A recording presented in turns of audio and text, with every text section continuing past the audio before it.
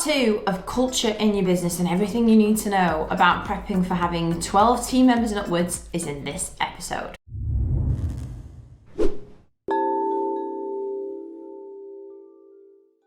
Welcome to episode 250 of My TV. My name is Emma Mills and I help business owners go from solopreneur through that messy middle of either getting their first team member or going through to growing an ambitious, thriving team. And this episode is chock full of the 5 main things that I have learned, wish I'd known, and we've implemented over the past couple of years as we've grown from 11 to 35 people. Culture is a word that is talked about so much in business, and I feel like lots of people might be like, yeah, well, whatever, but it's actually more important to have cash flow and customers and profits and all of that. But I have learned firsthand how important culture is, and we've always made it a priority, but as we grew very fast over the last 3 years, I understood and learned, which I'm about to help you with today, how difficult it is to maintain, manage and track having really awesome culture when you grow quickly, when you scale, or when you just get a much bigger team. And so today is my top 5 things. These are the key 5 that now keep us understanding what's happening in our culture. And honestly, I cannot emphasize enough the roller coaster that you go on as soon as you get out of the family feel of, say, 1 to 11, 12 employees. And honestly, in my opinion, your culture should be bloody amazing in this size because it's just so easy to do. You know, you employ people that, you know, you don't tolerate people that aren't a good fit, aren't doing their job well. It's a small team, you know each other, you chat, you go out socially, you know each other's lives. Like, culture here, this is the dream years. It's so easy to do. Enjoy the moment, because when you get past that, it gets really hard. And the only person that ever introduced this idea to me of how it changes is Daniel Priestley. And I remember the first time he said it, and there was probably 8 of us, and this is a good 5-6 years ago. And he has this phrase, this like story where he says, you know, when you get past 12 people, so you're like leaving lifestyle business behind and you want to move to a performance business, and it's called crossing the desert when you go from 12 to 50, I think it is, because you're like too small to be big, but you're too big to be a small business. And it's like this weird middle bit, which is where we are now, that everything changes. Like, people fall out with each other, people sleep with each other and have affairs, and there's office romances, and there's cliques, and literally things that happen that you could never even imagine happen in your office. And we've been through it all over the past 2-3 years. And honestly, what Daniel said back in the day and I laughed at, I was like, oh, no way, that's not happening to us. Like, I know our culture's rock solid. It all happened to us. It's a foregone conclusion that as you grow your business, all of these things and personalities and people and things just happens, that you need your own system to keep it on track, because culture is fundamentally the key for me of happy staff who make happy customers, who make happy bank balance. You know, it is the lead-in bit, because if you don't have a good culture and people don't feel safe to make mistakes or to talk to you or to be themselves, then it's going to like bottleneck everything else. So without further ado, here are my top 5 for you.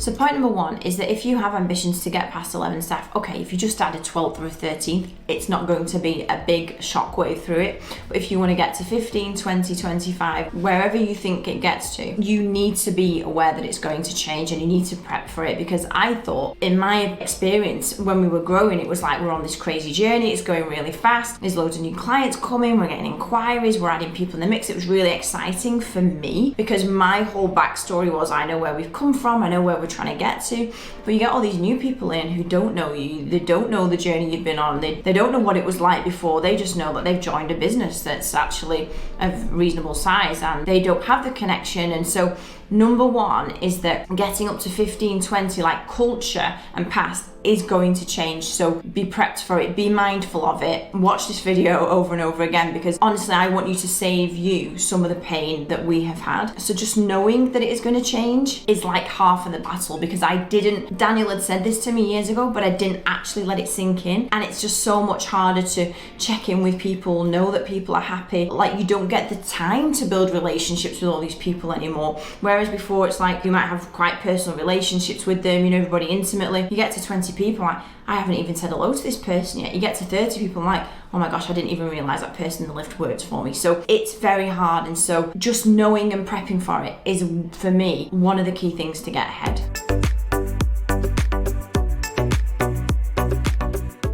Number 2, that culture for me is as important to be tracked as your new lead system, as your cash flow, as your how many sales have we made this month.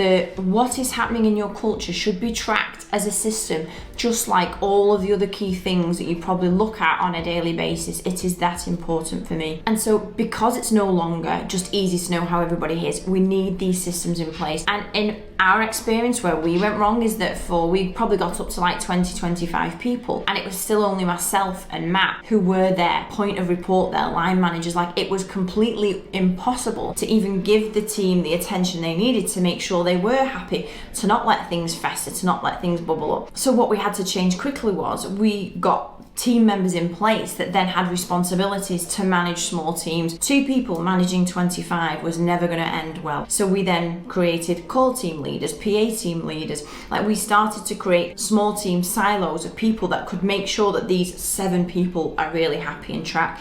And inside that, we would make sure that every 8 weeks there were one-to-ones scheduled in the calendar. Also, don't be overwhelmed by that, in that a one-to-one isn't an hour-long thing that has to be tracked. It can also just be, which is really important, that in 8 weeks' time you make sure you have a space in the diary to have a coffee with one of your team members. How's everything going? What's happening? Because those people in charge of the smaller teams should be on a daily basis, like understanding, what's going well, what's going wrong, feeding back to them. But just having an official touch point in to go like, how is everything? Every 8 weeks is really important. And the other thing that we have found is that goes really, really well is that when there was 12 of us, I could give so much attention to everyone. That's now impossible. And what you don't want to lose is people that are in your business, their ability to create career plans or to know where they'd like to progress to. So we call it a PDP, it's Performance Development Plan. I'll have it as a download below. You can use the same one that we use. And it is literally a document that our team leaders use with their team members to track out, plan out, what does the next 12 months look like to you? What would you like to happen? What would you like to achieve? Where can we look at for you in the business? What's important to you? And so having something where you can at least manage and track somebody's plan is so important too.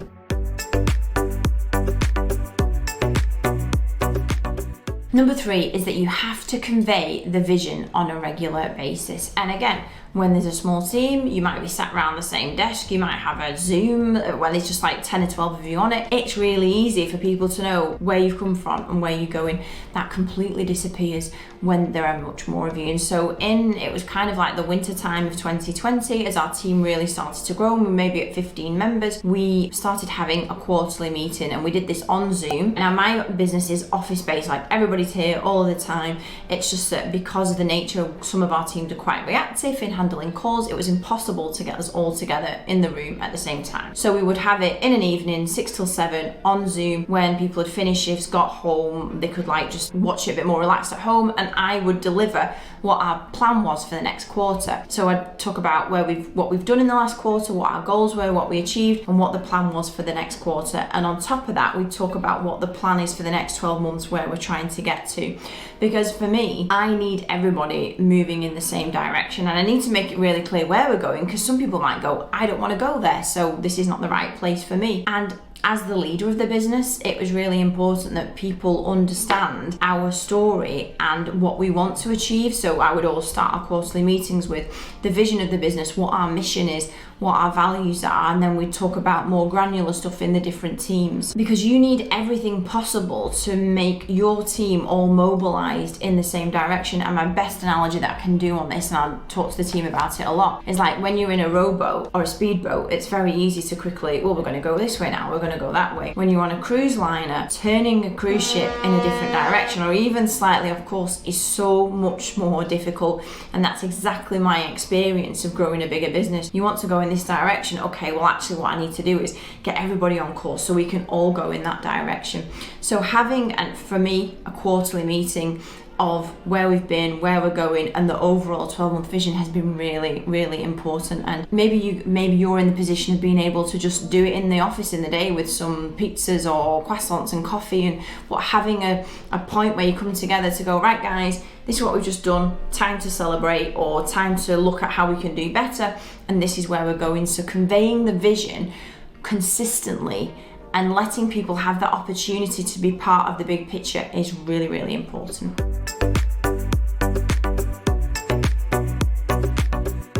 Number 4 is that you as the leader and whoever else has management or leadership responsibility, although obviously we're all leaders in the business, but is being transparent.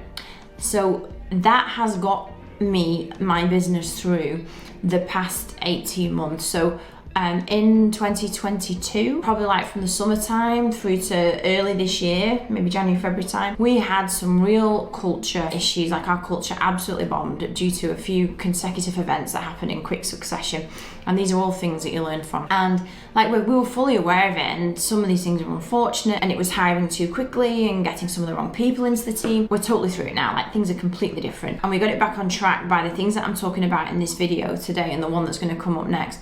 But this is one of the key reasons why we got it back on track, because my belief is that I am super transparent, super honest, and super vulnerable, like if I'm just being real with my team. So in the quarterly meetings, in weekly meetings that we might have in different departments, we would talk about, look, we know we've got some things wrong here. There's things that we've not monitored properly. There's things we haven't realized were happening that we're about to blow up. We need to do a better job, and us as the management team. And so I have been so honest with my team in that, look, I know some of you might feel like this. I give you my word that what we're trying to do now is figure out how we get our culture to be fantastic as a bigger business, because we've grown very quickly over 3 years, and you don't know what you don't know. The one thing, as you will know if you're a business owner watching my TV, is the longer you're in business, you realize that actually nobody really knows, and everybody is not making it up as they go along, but everybody's just learning and trying and doing better and learning from mistakes and doing better.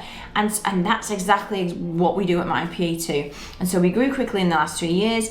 Some things happen where culture wasn't quite as trustworthy and high energy as it had been. And so the one thing that got us through it is me continually saying, I know what it's like, I totally get it, I'm not oblivious to this, and we're going to do everything we can to solve it, to fix it, to listen to you guys, to understand what you think we've done well, what you think we haven't done too well. And it was a real collaborative process. And I'm not saying you only do that if things go wrong. I'm saying that my default mode is to be completely transparent with what's going on, because the team members are, if they're with you on this journey, they are going to completely connect, have a deeper relationship, and feel, as the word is now, like psychologically safe. And if you feel like that, you then create this culture where people know that we're real around here. Like, I know that where we're going is where we're going, or I know that what I'm being told is the truth. That has been our biggest advantage in MiPA. We are completely honest with our team. When we make mistakes, we own it, we acknowledge it, just like we would want our team to do with us, and we go forwards and we improve on it. And that for sure has made our team tighter, stronger, and ready to move forwards to the next level.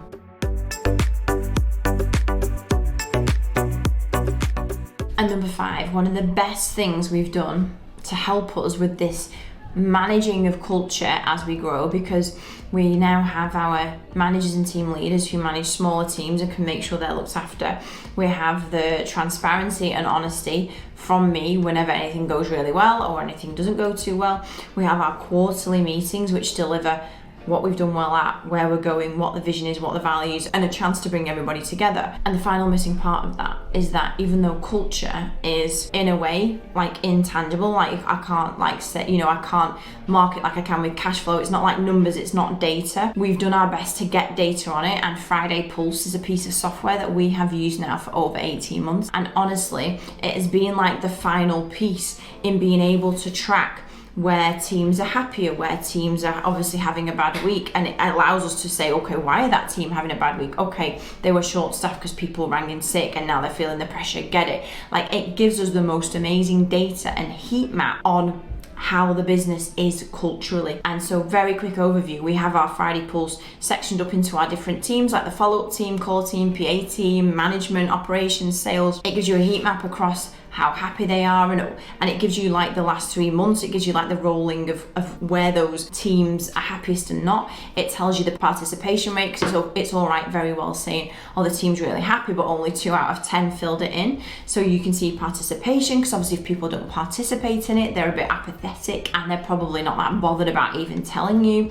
And then every quarter it does this much bigger survey whereby it asks lots of questions like, do you feel pride to work at this company from 1 to 5? Or do you have good relationships at work? How do the departments work together? And these like all 1 to 5 scores. So every quarter we get a much more in-depth heat map around what the different teams think about, the different areas like, you know, team relationships, like appreciation at work, like creativity at work, like are you able to be creative, like influence decisions. And this doesn't work alone, it doesn't, and it's not a quick fix by getting a bit of software installed and you'll go, because we actually implemented this at a time when our culture was at its worst about 18 months ago, and so all our team were possibly a little bit cynical about it, thinking, oh, they think this is a quick fix, and it wasn't about that at all. It was just the starting point of us being able to track and use everything we can in our toolbox, if you like, to be in tune with our team, the different teams,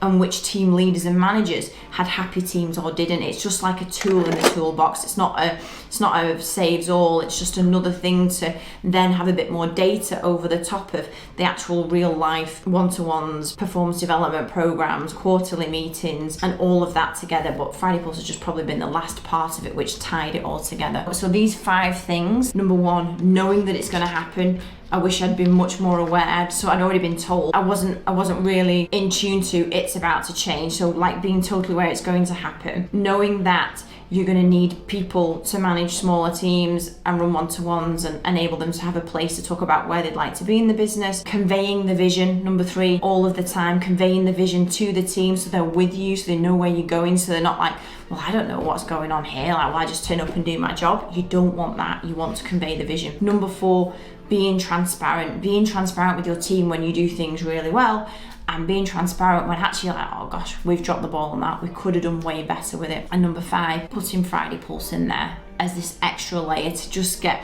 because the other final thing about Friday Pulse, it lets your team score their thoughts, feelings completely anonymously. So you get an idea of the team itself, whether it's happy or not, but not the individual. So they just have complete safety to be themselves. I hope this probably longer than usual episode is really helpful for anybody that's kind of getting past that 11 team member mark, and it can just prep you in tune, or maybe you're where I was 18 months ago and a bit like, wow, what the heck's happened in here? And I hope it's helpful for that too. And as usual, if you have any questions, you know where to find me, and I'll see you next week for a slightly shorter version of my TV.